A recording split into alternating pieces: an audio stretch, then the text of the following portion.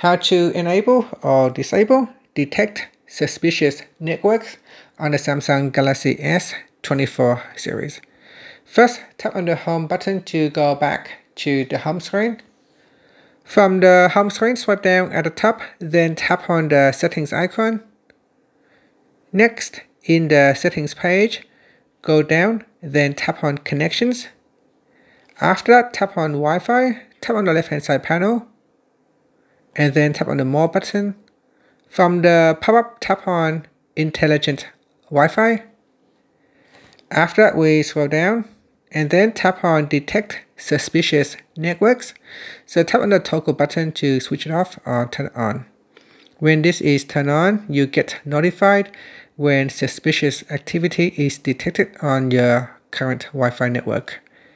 And that's it. After that, you can tap on the home button to return back to the home screen. Thank you for watching this video.